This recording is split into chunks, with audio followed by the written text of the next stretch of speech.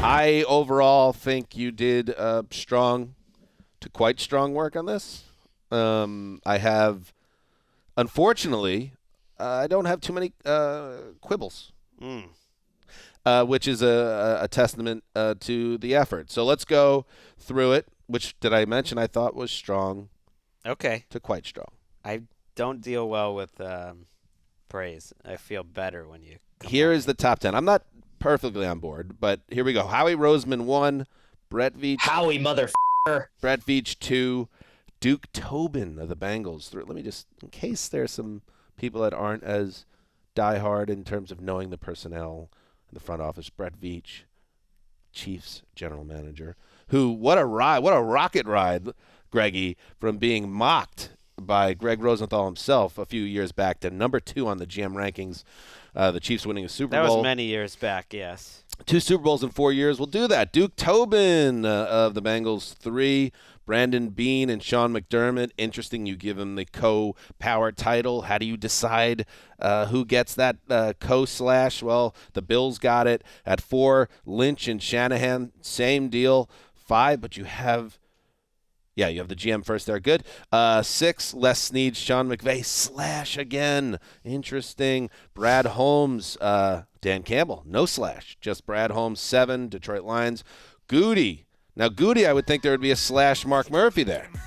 But no. He's not making the big personnel. Okay. 8, John Schneider, Seahawks, 9. He probably should have a slash. They had a slash in previous years. Pete Carroll? Yeah. Yeah, give him a slash.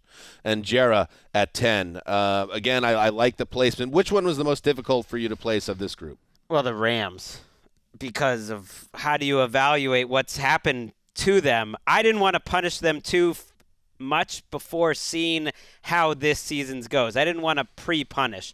But you look at what's happened over the last year, I think the biggest problem was those contracts they gave out, which didn't give them a lot of flexibility immediately to Donald, Stafford, and Kupp, and how many guarantees were in that. But I also wanted to recognize it was a 5-year run of the most wins in the league other than Kansas City for the Rams. So it wasn't just this tiny little window. It was a 6-year run before last year. And so I didn't want to kill them too hard, but it was tough. There was a big drop-off after the top 5. I also was, wondering, is that too high for Duke Tobin, the Bengals?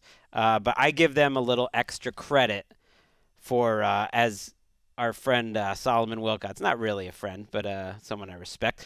Former colleague. What he said about Marvin Lewis raising the Titanic in Cincinnati. I appreciate the hyperlink here. I appreciate I give Duke Tobin a little bit of extra credit for doing it in Cincinnati, maybe without as many resources. And if you look at his hit rate on the free agents that they brought in, like DJ Reader and Awuzie and Trey Hendrickson, and then the draft, and I like the Orlando Brown move, and they have a number that they go to, and they stick with it, I think they've done a great job. Yeah, this is where, and trust me, as somebody who does the power rankings, this is not a shot against the exercise.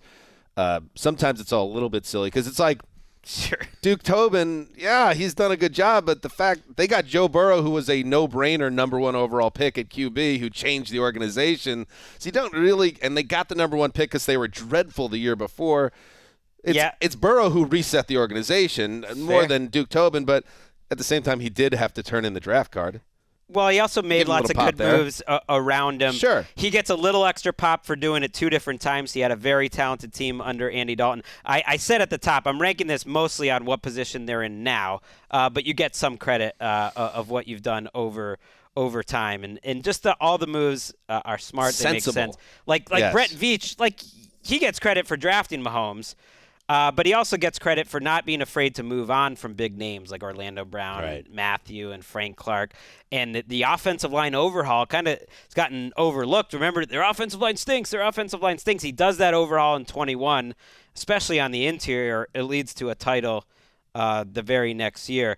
The other one I wasn't sure what to do with was John Schneider, who was at an all-time low a year ago right now. And maybe he should even be higher. I don't know if a GM's ever had a better month and a half than John Schneider trading Russell Wilson for all those draft picks at the exact perfect time into one of the best draft classes of the last 5 or 6 years. 2 starting tackles, Tariq Woolen, the runner-up for Rookie of the Year, Ken Walker, who could have been in the mix for Rookie of the Year, and then 2 other pretty good players, Boye Mafe and Kobe Bryant. That's 6 players in one draft. That reminds me of that Saints draft back in 2017 or 18, which they lived off for years. I mean, the Jets and Joe Douglas, and we can get to them. Yeah, they drafted 2 rookies of the year, but I'd even take the Seahawks draft maybe over them. They're close. They're close. They nailed the draft, and like you said, the Wilson trade was the move of the decade potentially. Just real quick before we go, I will actually take a quibble. I think Veach should be number 1. Maybe because, and you did make note of it in your write-up that they won the Super Bowl last year, and Mahomes. They have Mahomes. So how much credit? Well, yeah. He wasn't the no-brainer number 1 pick. They went and they targeted Mahomes and got him when other teams. Veach was the key guy in that, by all accounts. So Veach will get forever credit for that. Like the idea, Tyreek Hill is maybe the greatest playmaker at wide receiver of the last 10, 20 years. Like he is that level. To trade him and kind of retool the roster, and then also win the Super Bowl. I think, and beating Howie Roseman's Eagles to do it, I believe he should be number 1 for that reason. But I think Roseman deserves a top 2 spot for sure. No one brings in veterans like Roseman. I mean, Hassan Reddick, Bradbury, Gardner Johnson. None of those guys were on the team a year ago. Even Darius Slay a couple years ago, that trade. They do a nice job in the draft planning ahead. They have all these starters that are set up, Jordan Davis and Juergens and Nakobe Dean, that are going to fill in spots this year. They're always good playing now and later. But, yeah, there's a big gap between those two. You asked who I struggled the most. It was actually Brad Holmes. I wasn't sure how to put the Lions because he's done everything absolutely perfect. It's hard to make the Lions into such a fun, relevant, talented team in 2 years. So he's like rebuilding 101. That said, if you go back and look at like executives of the year previously, like Sporting News has an award. Here's some winners over the last decade. Ryan Pace. Here you go. Dave Gettleman with the Panthers. Here you go. Reggie McKenzie won the award once. The Raiders. Ryan Grigson. So like my point. Mike McCagnon won one. Right.